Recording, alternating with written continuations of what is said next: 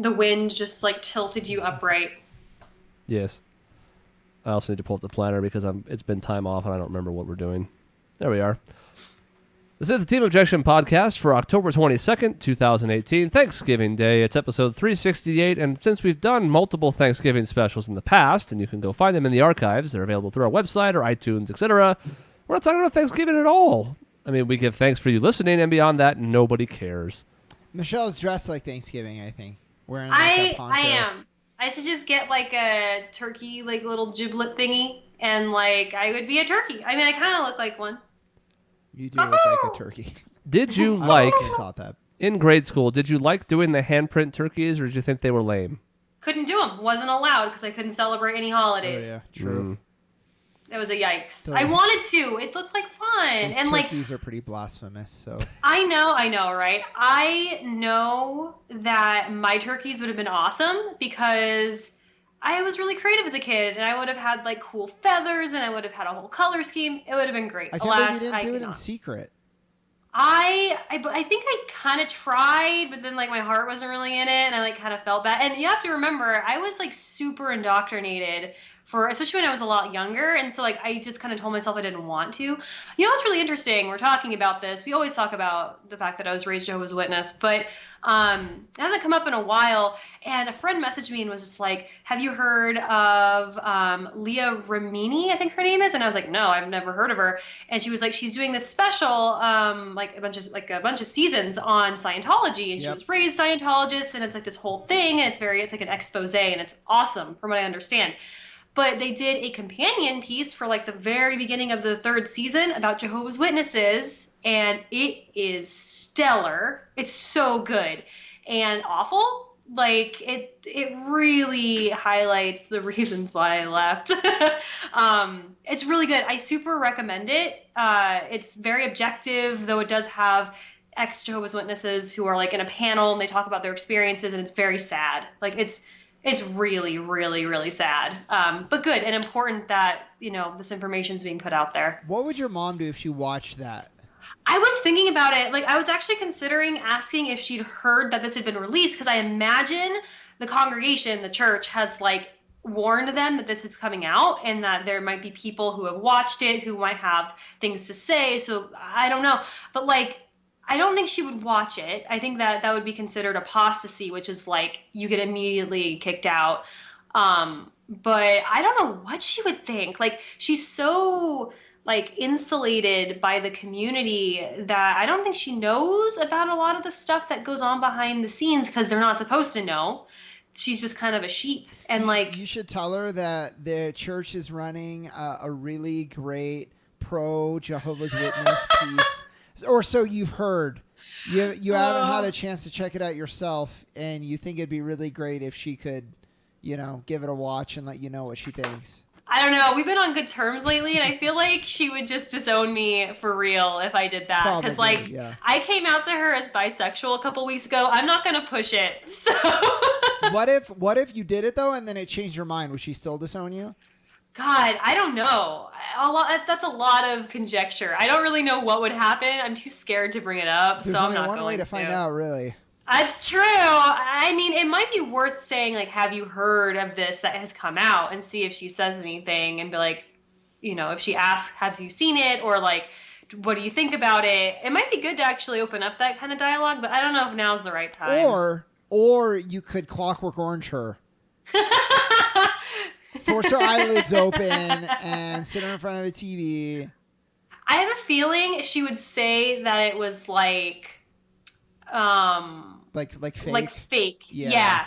And though, I mean, most of it is footage of actual Jehovah's Witnesses speaking. Yeah, but so it's hard to refute. Of course, you have to say it's fake, because I thought about a lot of this with like religion. Is like, how could someone who's followed something their whole life ever admit to it not being real, or even having problems? Like, yeah, you have to do a lot of mental gymnastics. It is a lot. And like some of it, it's like, it exposes a lot of their beliefs as phony, and then it explains that they've kind of been lenient on certain ones in the last few years, but they can't be because people have died as a result of these rules, specifically pertaining to blood transfusions, which they said absolutely none, and at no point can you ever have one. So people have died, and now they're like, but you can't say just kidding, because literally they would have blood on their hands, and they already do, but it's really, oh God, I'm thankful that I am no longer part of Jehovah's Witnesses. That's what I'm thankful for this year and forever. Way to tie it all together, bring it all home.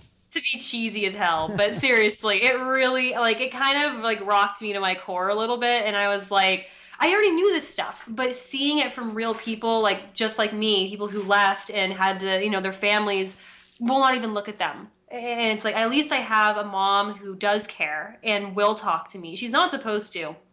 And for the most part, these people were completely on their own and disowned, and it's really sad. So anyway, it's a downer, but it just kind of reminded me of that. There's a part in Dragon Ball Z Abridged where like all of the Namekians commit like genocide.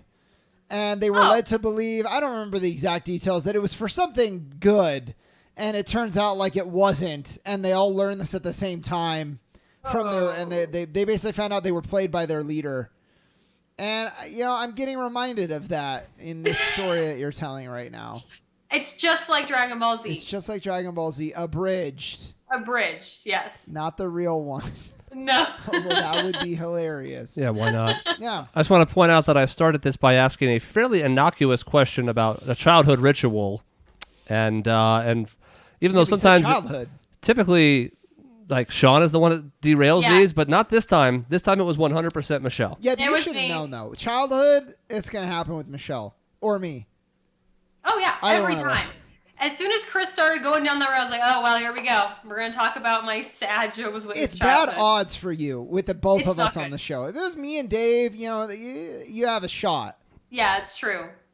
Dave has no childhood, I'm convinced. He was chiseled of stone at age probably, 19, 20. Yeah. And you're like, well, didn't Chris know him before then? I mean, maybe, but maybe that's just memories that were implanted. I don't know. And then you're thinking, isn't stone like hard and taut? Well, not in this case, ladies and gentlemen. It was in the rain too long. This statue has a muffin top. It's a little flabby. It's clay, yeah. It's clay. It's absorbed water. Like a lot of it. It's very bloated. And the question, of course, now is Dave going to be more upset that he missed this episode because of this current conversation that's happening, or the thing that I'm going to review as part of our conceit for this episode, deceit, whatever.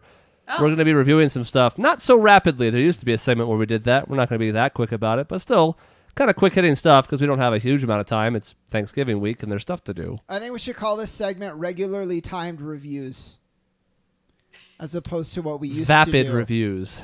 Vapid, but they're good. Yeah, I don't know. That's the only word that I think of that rhymes. I like vapid, but not for this. I love that word. I say it constantly, and I know most people are like, what is that word? And I'm like, that's right. Look it up. It's a good one. Tepid almost rhymes. Almost. Tepid's also a great one. I like a lot of ID, like PID words. They're great. Flaccid is, always a classic. It's one of my favorite words. Gee, what a surprise. Michelle's obsessed with id. Id. Oh, God, yeah. That is not a shocker at all, is it? No. All right, who's going first? I actually would like to go first because I have a cause that's near and dear to my heart. I swear to God, if you review Gwent right now. We at Team Objection like to have fun, but there's really a serious epidemic going on. I want to bring attention to it. It started with the cancellation of Luke Cage. And Iron Fist. Iron Fist, yeah. And you thought, well, this is okay. There's nothing to get worried about. It wasn't very good. It was susceptible to what happened to it, and it's an isolated case, and it's fine. And then a week later, Luke Cage got canceled, and you're like, oh my God, it's starting to spread. It's contagious. And now it's a big worry for me that Daredevil is going to get canceled. It won't. And here's why I'm concerned about that, Michelle. I don't think it will. Because Daredevil season 3 might be the best from beginning to finish that show has ever been. And I want to review it because if I can get even one person to watch it, it probably won't make a difference in the grand scheme of things, but I'll feel better. I like that this is essentially the equivalent of they came for the Iron Fist and I said nothing. They came for the Luke Cage and I said nothing. And then they came for me and there was no one left to speak for me.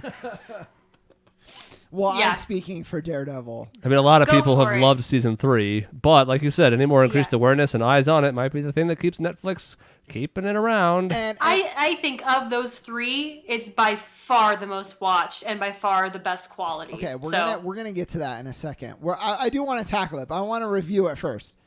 So I always have had a thing for Daredevil, which is weird because the Ben Affleck, Jennifer Garner movie almost killed everything. I've always liked Daredevil. He used to team up with Spider-Man. They share like a main villain in Wilson Fisk, which I feel like a lot of people don't know necessarily that he's like a very primary villain for both of them, which is weird and cool because they're so different themselves. And season 1, I loved hallway fight, serious take on this hero, super not violent, although it was, but I like the grittiness of it. This is a hero who, he wasn't immune. He wasn't Arnold Schwarzenegger running through like 6,000 people, just taking bullets everywhere, not caring. He takes a hit. He goes down for a bit. He feels it. And I love that. This kind of season 3 continues that where it's a very flawed hero. But not only does he start the season injured and not at his full, because, it's like sonar vision, whatever you want to call it, it's damaged. So he can't see as well, he can't fight as well, and he has a crisis of faith. And so they've stripped him down completely to rebuild him throughout the season, which I really love. And to me, that really built towards a more focused storyline. Season 2 was trying to set up the Defenders. It introduced the Punisher, but kind of for only half, and then it moved to a different storyline for the second half. Season 3 is one taut-focused storyline. That's the second time I've used the word taut. Make of it what you will. And I thought the whole series benefited from that. Even the side character, they always bring in these Marvel shows like a side Agent Madani and Punisher and these other kind of new characters. And they did the same with Agent Nadeem in Daredevil season 3. And you're like, great, this is going to be another kind of filler because that's what Netflix does. They can't tell a full 13-episode arc, so they have a bunch of filler. Nadeem is so good. You would love him, I think, Michelle. He's the real MVP. He's actually like a great guy who's just he makes some mistakes. He gets caught up in something bigger than himself, and it's his storyline is it's excellent. But the way it ties into the main storyline is really creative and clever, I think, too. The villain is terrifying, both in the Kingpin, because I mean it's influenced by our politics of today, like. No doubt. I think it's episode 11. He has like a fake news. You can't believe what you hear. I'm actually the champion and Daredevil is the villain. Like as much as the superhero show can do, it's pulling like straight from the headlines. So it feels very relevant and he's almost like omnipotent and it's scary because you're like, this kind of person exists. Like Thanos is scary, but he's not real at all. Yeah. And Fisk is like, he's like all of our corrupt politicians. Like, this is a very real thing. And then you have a guy, Bullseye, who apparently doesn't have a backstory in the comics. Like, they never gave him one. And Daredevil Season 3 does. And it's so compelling and it's so sad. Michelle, you would also love him, too. You would want to protect him is what you would say. But he's terrifying, too. Because he can, do you know his gimmick, Michelle? He's like a living weapon. He can make anything a weapon, and he throws it with like inhuman precision. And it's there's a scene where Daredevil is just being assaulted by all this shit he's throwing at him, and he's hiding behind a cubicle, and you see Bullseye like throw a baseball, and it ricochets off the wall, and just like hits Daredevil in the head, and it's so good. It's awesome. So that really, that was great. The side characters, Karen Page and Foggy, actually have something to do for a change. They're not just supporting Matt Murdock. They're actually they have their own storylines, their own purpose, and their own agency, which is really nice. And Karen actually gets a backstory because she's no longer a damsel in distress. So that's great as well. Yeah.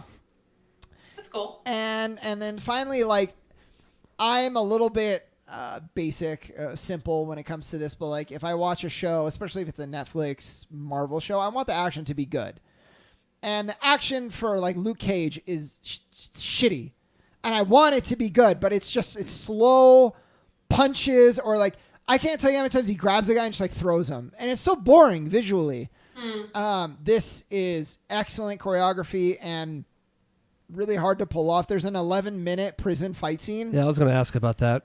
It's incredible. Because, each of Season 1 and Season 2 had kind of its own notable one-shot fight.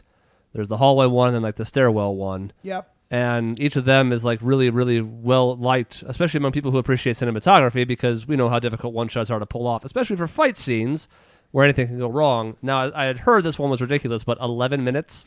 So it's 11 minutes. I would say it's about 6 minutes of fighting, 3 minutes of talking, which, you can't flub a line after 6 minutes of kicking ass, and then, another 2 to 3 minutes of, escaping again.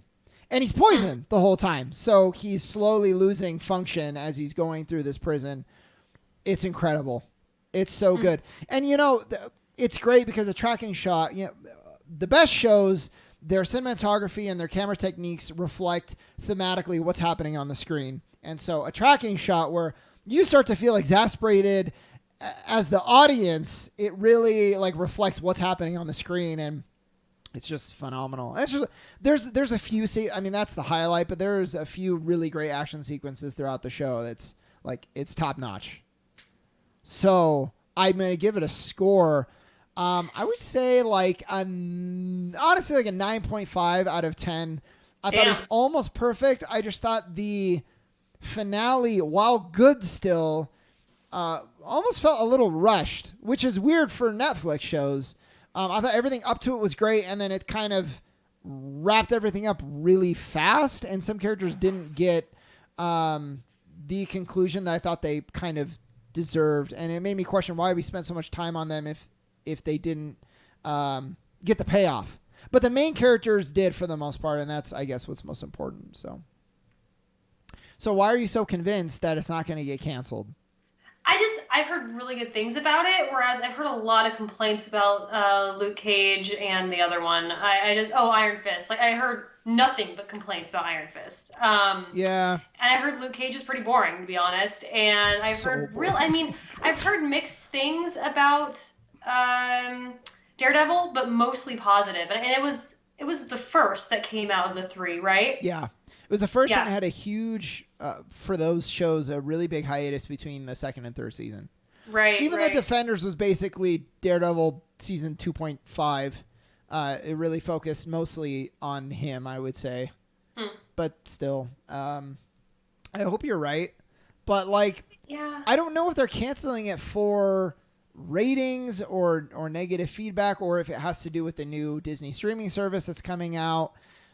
Just if the partnership itself is creating a lot of tension. And that's what worries me, not necessarily just the performance. Yeah. That's actually pretty troubling. I didn't think about that. I live in this world where I'm just if it's good, it's going to be fine. And that's actually not how any of that capitalist shit works. And there's fans of Firefly that are I know, exactly. Excuse me. Yeah, so I hope so. Even some of the Disney Plus, which is what they're calling it now, right? Disney Play. It seems good, but it's not going to be in the same vein. I like the gritty story. Violence is a part of that, and they're not going to do that on a Disney streaming service. So honestly, I'm not even that. They have a Bucky and Winter Soldier. I'm sorry, Falcon and Winter Soldier mini series. They have a Loki show and they have a Scarlet Witch show. And as of right now, I'm not that interested in any of those. And maybe they'll be great, but my interest is not high right now. Yeah, not enough for me to subscribe at the very least. So. That was my in-depth Daredevil 3 season 3 review. Get a That's score. pretty in-depth. I did 9.5, and you should all go watch it. It's really good. I might. I mean, I don't think you could say anything really to get me to watch Luke Cage or Iron Fist, but I've been kind of like contemplating watching Daredevil for a while now. It's really good, and again, there's boys you'll love, and My boys. and Charlie Cox. I mean, if you don't think Charlie Cox is like adorable, I don't know what's wrong with you. He was in Stardust. Oh. He's the main guy. Oh, okay. Oh. I've seen it. It's just been a long time. It's like so forgettable, but I remember like, oh, this is Yeah. good. And then I never I barely even remember watching it, but Yeah. so that was me. Now it's your guys' turn. Our turn. But Okay. whom? I can go. Okay. So over the weekend, I saw a movie called Widows, directed by Steve McQueen. He did Hunger, Shame, and 12 Years a Slave. I didn't know Steve McQueen was a real guy. I thought it was Yeah, right? the car in Cars. I know! I know! Lightning McQueen. Oh, no. No, so, yeah, Steve McQueen's pretty well known, especially after doing 12 Years a Slave, and this is his film after that, a success. So Widows was I think it was like an 8-part miniseries from like the 80s that he then took and like condensed into a film, which is pretty impressive. And then I think the screenplay he wrote along with Gillian Flynn, who did stuff with like Girl with the Dragon Tattoo. Damn, it's not fair to write and direct. Yeah, right? At that level. I know. And so, yeah, it's about a 3 and then later 4 women who do a heist because their husbands died doing another heist, and then they ended up being blackmailed or threatened really by one of the people who was robbed from their husband's heist. And so they're like, you have a month to get us $2 million. And the main character, who's played by Viola Davis, she's amazing. Her name is Veronica in the movie. She finds a notebook that outlines an entire job from her late husband. And so she enlists the help of the widows to do it. So this is happening, and it's pretty thrilling because heists are great. But what's really interesting about this movie is it has a lot of racial and classist overtones that are discussed, and that's, to me, way more interesting than the actual heist itself, which is good. Don't get me wrong, but there's this backdrop of these characters who are running for alderman for this precinct, this like really poor ward, this neighborhood. And so there's this incumbent there's the son of the incumbent who it's basically very nepotistic, where it's like this family has been in control of this ward for years and years, and so it's just assumed that his son is going to take the reins, right? He's this white man. The precinct itself is mainly black, very poor, and so now there's this black man who's lived there, who's running against him. And it actually seems like he's going to be a real threat. The thing about it is that neither of them are good people, and neither of them are in it for the right reasons. So you don't have this, it's not racially charged in a way of, well, like this character is black, therefore he is like so good and like virtuous. It's like, no, actually there's just a lot of corruption in modern day Chicago, and it kind of points to that and how, everyone's looking out for their own interests. But that aspect is really neat, and it ties into it, and I should have said this before, the man who's running against the incumbent's son was the one who had his money stolen. And so that's where it ties in. And then the money that the women end up trying to steal is the other guy. It's actually quite convoluted. There are a few plot points that literally made no sense. Like, Jason and I were sitting there just like, okay, wait, so why did he, and then he, and there were no answers. And so it's not a perfect script, don't get me wrong, but whatever. I think it's doing more important things so that nitpicking is kind of irrelevant. But that said, It's so good. Like, it was so good. I kind of think of, I never saw Ocean's 8, where there was like an all women Ocean's 11, and I had no interest in it. Like, I'm sure it was fine, but to me, this feels like a more authentic kind of, it's less of a, I'm here to make a statement about women in film, and it was more like, here's an actually compelling story. Because I felt like that was not really the case for Ocean's 8. It just felt like very much like the Ghostbusters formula, Right. which I think is important unto itself, but this I think had a lot more relevance. It also had some interesting, I mean, I mentioned race before, but they pulled in a lot of like Black Lives Matter stuff, which was, I thought, well done, didn't feel shoehorned in. The way that, Black characters interact with white characters is really interesting, especially when you're looking at it. And I mean, Chris, Chicago, it's where you were. It takes place in modern day Chicago. There's a lot of tension. And actually, Shaun, you were talking about like cinematography and how it like can like totally frame like themes and stuff like Right. that.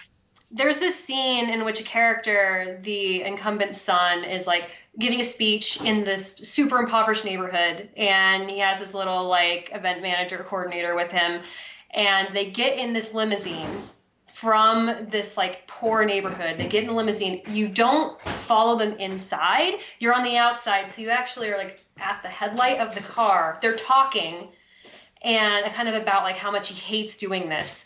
And what you can see on the corner, like on the side as they're driving, and this is going on for like 3 or 4 minutes, which is really cool, is you can see them leaving the poor neighborhood and going into his neighborhood, which is really upscale. Yeah. And then it like flips over to the other side when they get into his neighborhood, and it's just like green lawns and like beautiful. And like the way that they did that is more than what they could have done by saying anything.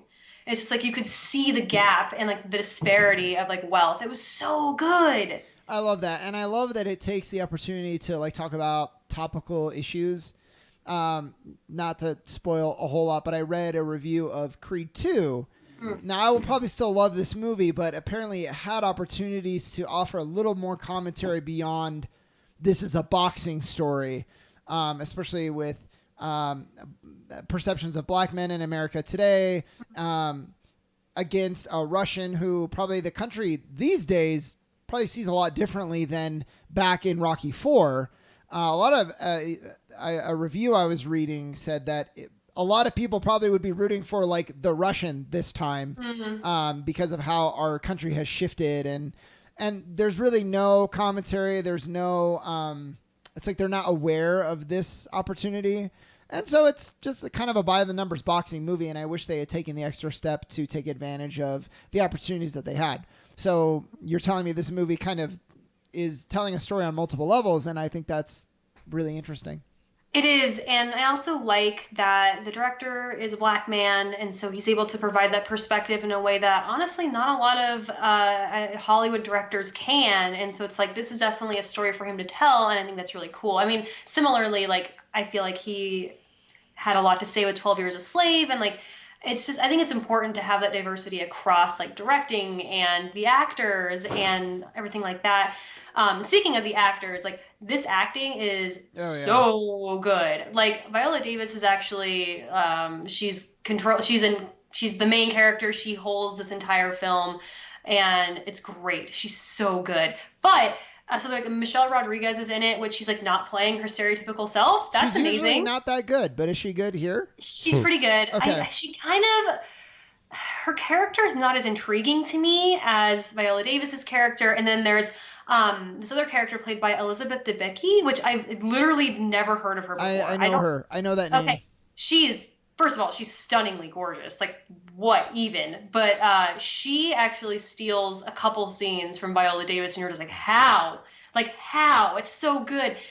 Her character was phenomenal in this movie, and like I would see it again just to watch her because she's great, and the growth of her character is fantastic. There's also, I mean, Colin Farrell's in it. He's the incumbent son, and he's actually really good. There's also Daniel Kaluuya, who was the main character in Get Out. And he is terrifying. I mean, like the scenes that he's in are like almost too much for me to deal with. Like he's a really good villain, I must say. Like, the things that he does to some of the characters are just like, this is so brutal and so awful. It's really good. Did you see that episode of Black Mirror? He's not scary, but that monologue at the end is like, it's some of the best acting I've probably ever seen. He's so good. What was that? What season was it? It's season 1. He gets to the finale. He's talking to the judges, and he like doesn't say a whole lot and doesn't show a lot of emotion that the whole episode until this point. Yeah, and he's just like letting it all go, and you're like, holy shit! And you can see like the vein in his head, and like he is into it, and it's so good. He's like come out as probably one of the best actors of the last decade, just kind of out of nowhere, in my opinion. I mean, I'm sure he's at other gigs that I just didn't know about, but like, oh my God, it just blows me away. But yeah, he's phenomenal. The acting is like top notch across the board. Again, the plot convoluted. It's a heist movie. I think they're really trying to pack a lot into like a 2-hour film. It kind of gets a little lost in some places, but overall, really entertaining. It has a lot of good things to say. Good script, like dynamite script, actually. I would highly recommend it. My rating would probably be 8.5 out of 10. And what I would say is, just to go off of that, I find a heist movie where it's like I could actually put myself in the people's shoes, kind of, to be so much more like thrilling than Ocean's 11, where it's like, all right, we need the world's best code breaker. Yeah. It's like if I had to do a heist, I could try to follow notes and whatever. If I have to go get the world's best code, I can't do that. I don't know where to even start.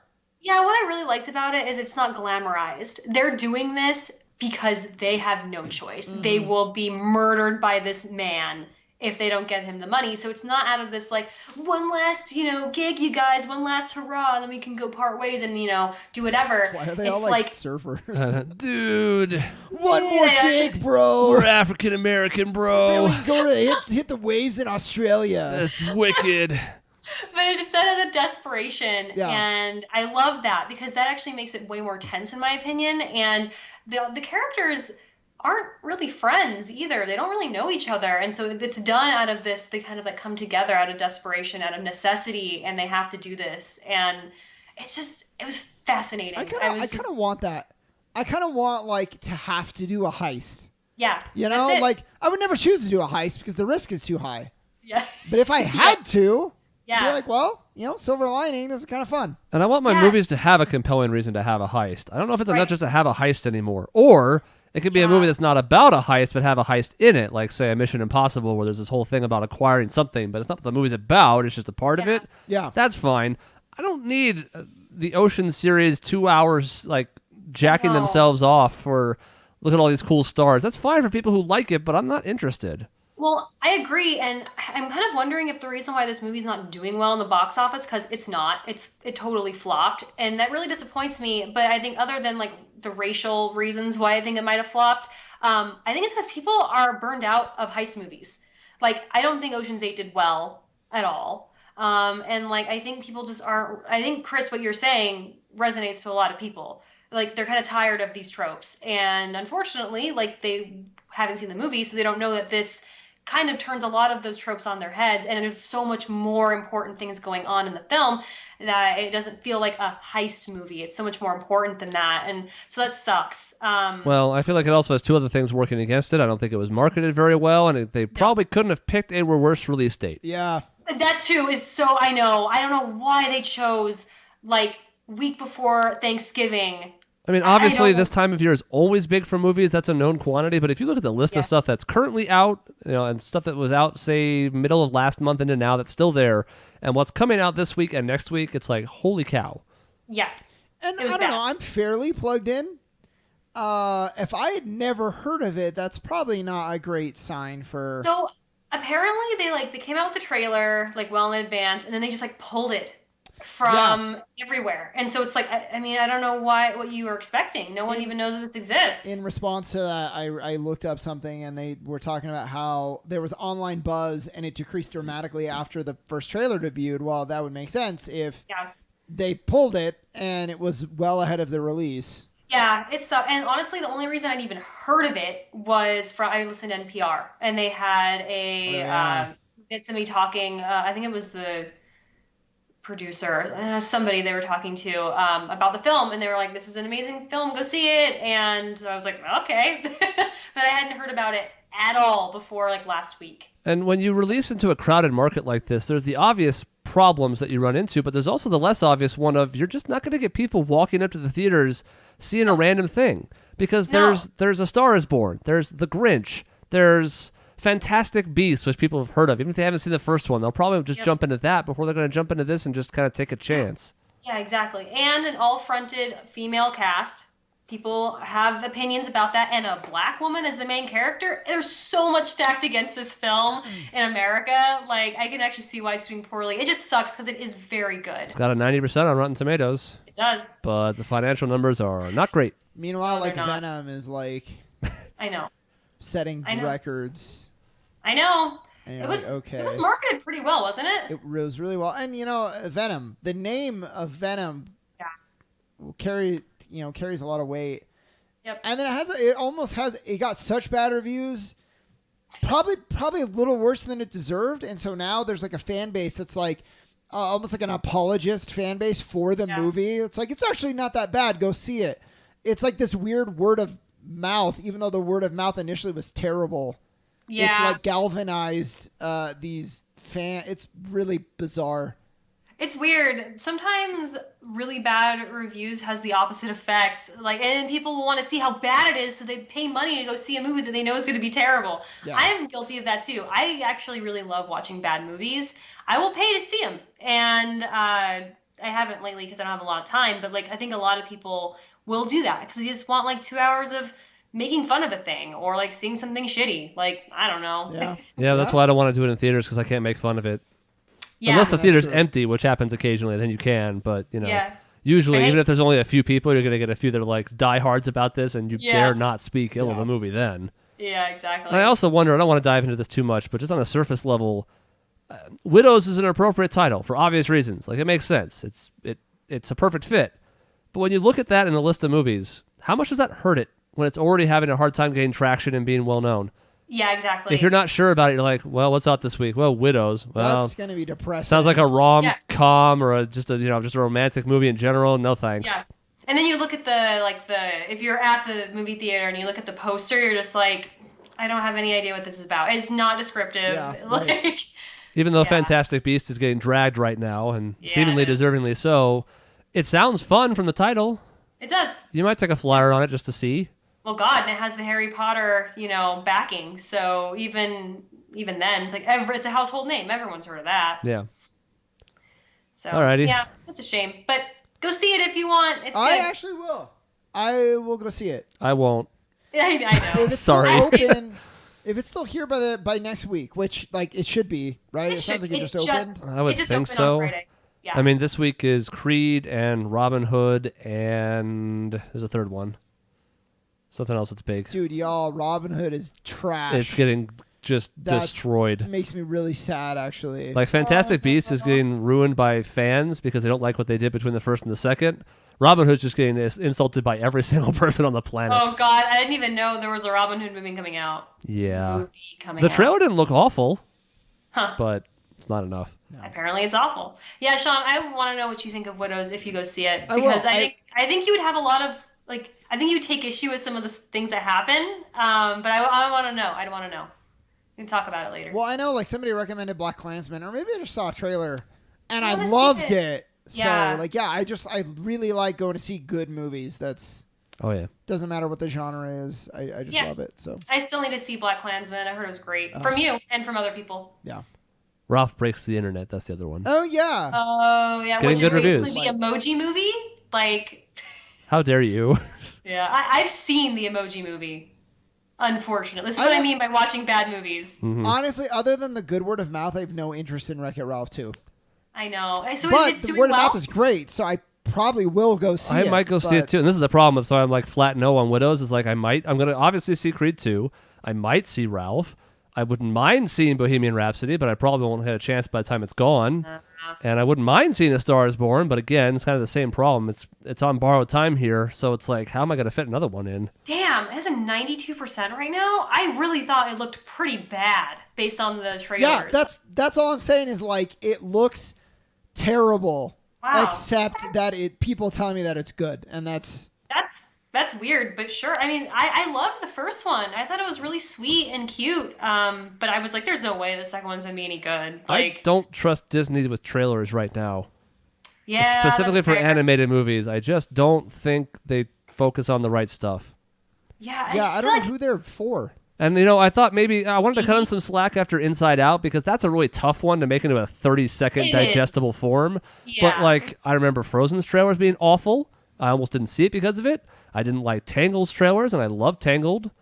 That's a bad recent track record. It's basically 0 for 4. Yeah, I mean, I know it sucks because they farm out their trailers to marketing, whatever, but they approve them. They have to be like, yep, this is fine, out it goes, and they have so much money to throw around for marketing specifically. I don't know why they're so bad. I don't know either. I like the princess stuff, and that was I do it. too. And that was only in like the early trailers. Recent trailers haven't had that, and it's been like none of these lines are funny. I don't know. I don't know. It's possible that none of that's even in the movie. Yeah, like, right. It will be. That happens a lot, actually. You're right, but that will be. I hate it. Oh, the princess will be, but like. Oh, that will be. I mean, like some of the other lines that were in there. Yeah. You know what like, sucks is when there's a really funny line too, and you're like, I can't wait till that happens in the movie, and It's then it not never in does. there. It happens a lot, and I hate it. It does. It happens a lot. Ninjas. Damn. The greatest example. That's the only reason I would have wanted to see that movie. It's not even in it, so of course I'm bitter about it. Yep. So I don't have a movie or a TV show. I instead have an in-person theater experience. I like that. I do too. It's very classy. As I think I mentioned before I left, I told like 60 people before I left, so God knows I think it was on here, but I went to see Hamilton while I was forced to Chicago for a work conference, and it was super good. And I'm not going to be able to tell many people something they don't know about this already. Either you've seen it, and so you know, or you haven't, and you've wanted to, and you haven't had the chance because it's hard to get tickets. Or you haven't and you're not interested. But even so, I'll talk about it a bit. The thing that impressed me the most was the choreography. And this was a known quantity. I mean, even if you just watched, they've had a couple of performances. They were on the Tonys. They performed at the White House, so this wasn't on a stage, so you couldn't tell there. It's just this cool looking setup. It's this one stage, and it's surrounded by like a second level, and the big feature of it is just the floor in the middle, which has 2 different rotating circular platforms, like a big circle and then a ring that goes around it that can rotate the same direction, opposite directions, and people that kind of come in and out of scenes and navigate those successfully, or the way they use them to set up shots, like, for example, when there's 2 characters dueling and a shot is fired and the things are spinning while time is stopped, so you can see it from different angles and stuff. All really neat. Obviously, this is not the original cast. The Chicago crew worked with Lin-Manuel for a couple weeks before they launched, I think about a year and a half ago. But he was nowhere to be found, even though I was joking beforehand and saying he's definitely going to be here tonight. I bet he's going to reprise the role. He's definitely going to be here, guys. Tonight's the What night. would you have done? I don't know. It would have been neat. I know for some people, for a lot of people, really, if they have experienced the soundtrack first, which is their only option in the beginning, and then they go in to a different company, they're kind of let down. And there were people in our group that were the same way, where it's tough because you're used to it sounding a certain way, and now there's these completely different people, whether they're better or not, that just doesn't like jive right with the ears. And so I didn't have such problem. I had heard maybe about half the soundtrack before, a few songs, multiple times. I thought they did really well. There were a couple performances that I know were not quite as good. I thought the Schuyler sisters were not nearly as good as the original cast. And I don't know how anybody compares to Lin-Manuel, so Hamilton had an uphill battle. But I actually kind of liked their Aaron Burr better. And it's really just cool to get to see certain numbers in person. Like the room where it happens plays really, really well live and captures a certain energy that you can kind of hear when you listen to it, but just isn't the same as seeing it in person. And that's about it. It was good. Cool. Yeah, I know a lot of people who would be super jealous of you right now. I've literally never listened to a single song of Hamilton. I think that the story is fascinating, and I know it's really well done. I just am like, I want to see it. I don't and know like what just it's even about. It's about Hamilton. All right, we've done it. Richard Hamilton Yes. from That's him. Detroit Pistons. Right. Yes. the boy. Rip Hamilton. Yeah, I mean, it's basically a relatively accurate retelling of Alexander Hamilton and his rise to Secretary of the Treasury and working with George Washington and being shot by Aaron Burr. It takes a few creative liberties for the sake of the story and for drama and stuff, but for the most part, it's pretty much there. The most impressive part, honestly, besides the choreography, because you can come across this other one in just listening to it, is just Lin-Manuel's lyricism is top-notch. And the fact that he can fit these all into rhymes. This is all music. This is not one of those musicals where it's like, here's the scene, and then we burst into song. Everything is music or rap or something. There's maybe a few spoken lines, but there are no transitionary scenes. It's just one after the other. Which is for why 2.5 a lot of people hours. are fine with just watching or listening to the soundtrack because it's the entire story. Yeah, you're not missing anything. Like Avenue Q, for example, I heard the soundtrack before I saw it, and I was surprised to be like, oh, there's actually a lot in between all these. Yeah. It was good, but it was like, oh, I had no idea. Here, you're getting pretty much the full experience, except for the visuals, which are good. I'd have to hear it. When you say that, it makes me like laugh. And so we had a wedding this last weekend, and Chris knows where I'm going. He's already offended.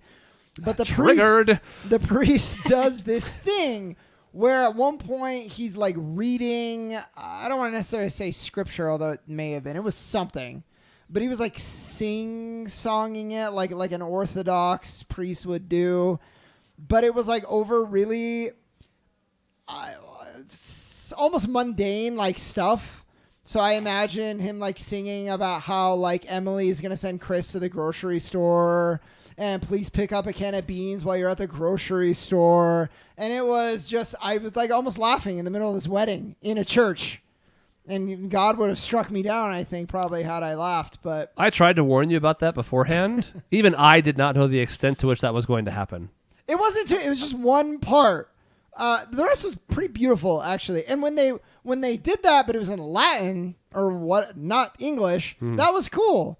But the singing of like it's like you're reading like a passage from a book where characters are talking to each other and like he said, she said, but like singing it, it was just. He went to the grocery store, but they were out of melons. Literally, that's what it was. You're like, and then he called Emily and said they were out of melons. She sounded disappointed, but told him to pass on the melons. And it's that kind of like repetitious too. So funny. And orthodoxy is really featured on the rule of 3. Like you would think they were a Zelda game maker by the fact that every single thing is done 3 times. Yeah. And it makes sense. Was good, though? It's tied to the Trinity, you know. The whole. I was actually going to talk about the wedding next week because we're already going way over. I know, but I messed it up. it's fine. It was connected. I get it. It was good. We'll go into it next week. We will, because I have more to say. Both good and yeah, nothing bad, but like things I thought were funny and things I thought were awesome and amazing. Yeah. Yeah. Cool. So 9 out of 10. Very Probably nice. higher if original cast, but can't be helped. And I do have to give at least one bit of credit, and this is going to sound shocking because Mike doesn't deserve it, but Mike was in on Hamilton real early, and he tried to convince me to get on board like in 2015 or before that, like when it was not even on Broadway yet, let alone in touring in different cities. So he was right. I really did like it. I didn't really take the time to listen to it then, so there you go, Mike. For once, I will admit you were right.